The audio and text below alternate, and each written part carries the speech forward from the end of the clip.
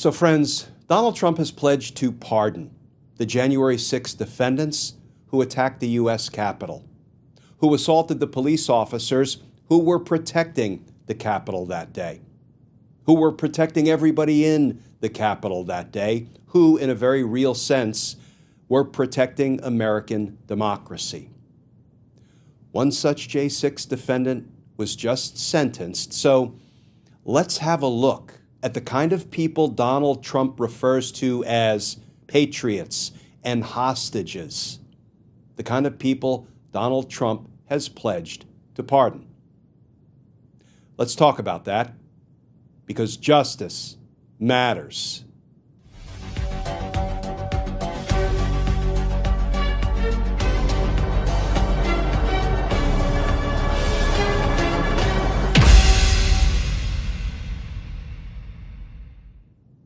Hey all, Glenn Kirshner here. So friends, Donald Trump has said that if elected, he will pardon the January 6th defendants. So let's have a look at just who it is Donald Trump is throwing his lot in with.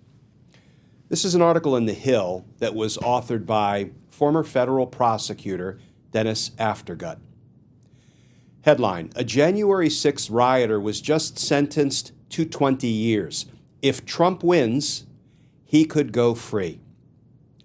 And that article begins, Judge Royce Lamberth of the D.C. Federal District Court sentenced David Dempsey, a violent January 6 siege participant, to 20 years in prison on Friday.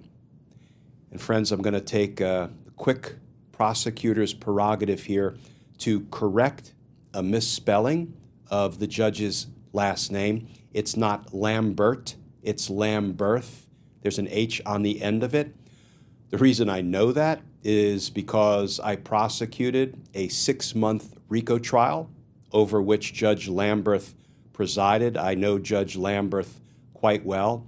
And while I'm on the topic of Judge Lamberth, can I just say that he has been serving the public well and honorably since 1968, for 56 years now. He started as a captain in the U.S. Army Judge Advocate General's Corps.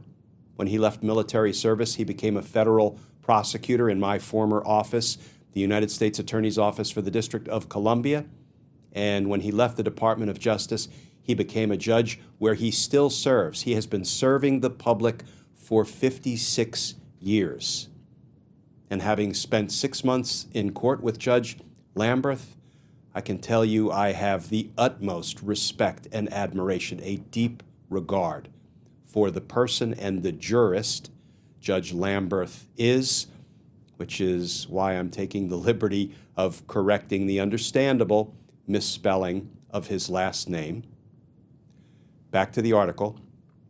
Judge Royce Lamberth of the D.C. Federal District Court sentenced David Dempsey, a violent January 6th siege participant, to 20 years in prison on Friday. That is the second longest January 6th prison term imposed to date, just behind the 22-year sentence handed down to Enrique Tarrio, the head of the extremist Proud Boys, who spearheaded the Capitol siege. Judge Lamberth was appointed to the bench decades ago by President Ronald Reagan. Dempsey's 20-year term reminds those who are committed to the rule of law of 3 important things. First, the intensity and scope of the Justice Department's commitment to prosecuting those who invaded the Capitol have been breathtaking. Amidst the focus on the delays in bringing former President Donald Trump to justice, it's easy to overlook that 1,400 people who participated in the Capitol riot have been charged. More than 900 have been convicted, most by guilty plea. Second, Friday's sentence is a reminder of the horror of January 6. David Dempsey launched flagpoles, bear spray, riot shields, and any other object he could find at police, beating and almost killing at least one.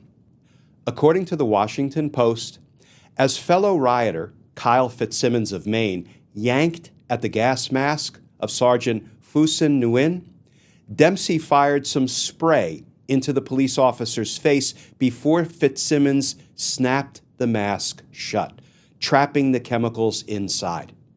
Quote, "I thought that's, where I'm going to die," Officer Nguyen testified. Finally, and most importantly, Friday's sentencing reinforces what's at stake in the coming election. Republicans used to be the party of law and order, but Donald Trump is the furthest thing from it. No one who believes in strong and impartial law enforcement would consider pardoning a man like Dempsey. But Trump has said that if elected, he will consider pardoning or at least commuting the sentences of all those convicted of crimes that day. This pledge should not be surprising. After all, Trump himself has been convicted of 34 felonies, putting Republican support for him in stark contrast with any claim to promoting law and order. Perhaps even more relevant, 2 courts have actually found that Trump incited the January 6th violence, and the Supreme Court's reversal of the Colorado Supreme Court's ruling did not upend that finding. Since January 6th, Trump has repeatedly glorified his supporters' use of force to try to stop the certification of President Biden's election. Trump has called those who violated the law unbelievable patriots and hostages. This spring, a Trump campaign rally in Waco, Texas, opened with a video of jailed insurrectionists singing the national anthem, a shameful attempt to whitewash their lawlessness. Those now behind bars for January 6 lawbreaking have heard Trump's pledge to undo their convictions if he is elected. In June, insurrectionist John Benuelos, accused of firing a gun on January 6th, said this to the judge arraigning him, quote, "Trump is going to be in office in 6 months, so I have nothing to worry about." Close quote. You hear that, friends? Some of the January 6th defendants are damn near gloating. I've got nothing to worry about. Trump's going to get elected, and he's got my back. He'll pardon me. You need another reason to be inspired to go to the polls on November 5th? Well, there it is, friends. Because justice matters. Friends, as always, please stay safe. Please stay tuned. And I look forward to talking with you all again tomorrow.